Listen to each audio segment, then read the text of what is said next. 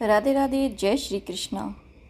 आज की कहानी का उद्देश्य है कि जीवन के कटु सत्य को बदला नहीं जा सकता। सुरेश बहुत दिनों से परेशान था। एक के बाद एक उसकी लाइफ में दिक्कतें आ रही थीं।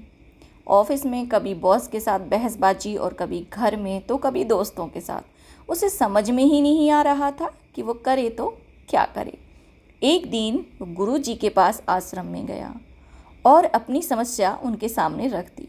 गुरुजी ने भी बात सुनी और कहने लगे, क्या तुम जानते हो, सांप और नेवले आपस में दुश्मन होते हैं।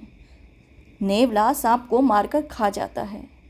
कितना अद्भुत है ये। छोटे से नेवले इतने जहरीले कोबरा जैसे जहरीले सांप को भी मारकर खा जाता है। ऐसा लगता है कि मानो सांपों ने इतनी बार काटा है कि उसके अंदर एक प्रतिरोधक क्षमता विकसित हो गई है और जब उनके ऊपर इस जहर का कोई असर ही नहीं होता। सुरेश को कुछ समझ नहीं आ रहा था कि गुरुजी क्या कह रहे हैं। और क्या तुम जानते हो, जंगली इलाके में एक प्रजाति के छोटे मेंढक होते हैं जो बेहद जहरीले होते हैं।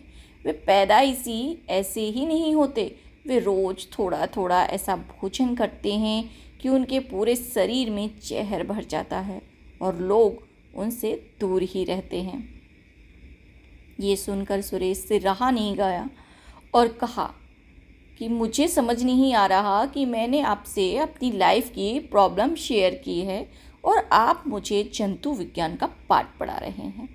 तभी गुरुजी मुस्कुराए और बोले, बेटा, जब तुम इस जहर रूपी दर्द या परेशानी को अनुभव करो तो तुम्हारे पास दो विकल्प होते हैं। तुम नेवले की तरह उस अनुभव को जहर के प्रति प्रतिरोधक क्षमता विकसित करने में प्रयोग कर सकते हो, यानी कि तुम विपरीत परिस्थितियों का सामना कर सकते हो और खुद को मजबूत बना सकते हो, या तुम उन मेंढकों की तरह बन सकते हो जो जहर को अपने शरीर का हिस्सा बना लेते हैं और इसी वजह से सब लोग उनसे दूर रहना चाहते हैं। ऐसा कोई इंसान नहीं जिसकी लाइफ में प्रॉब्लम्स ना हो, ऐसा कोई नहीं है जिसको दिक्कतें ना होती हों। ऐसा होने पर कोई कैसे प्रतिक्रिया करता है ये उसके ऊपर डिपेंड करता है। बताओ, तुम कैसे बनना चाहोगे, नेवले की तरह या मेंढक की तरह? जीवन में कटु अनुभव को टाला नहीं जा सकता।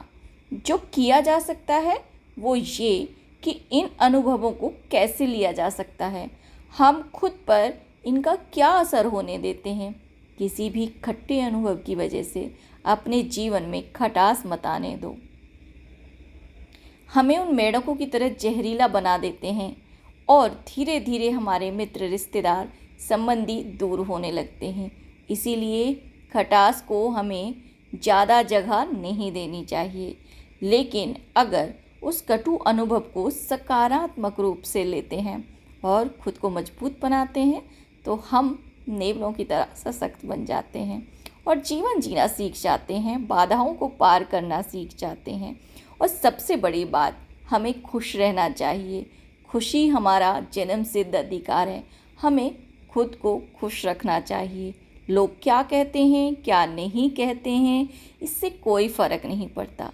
सबसे बड़ी बात खुद को खुश रखना है। बाधाओं को पार करना सीखने के साथ साथ हमें खुद को खुश रखना भी आना चाहिए।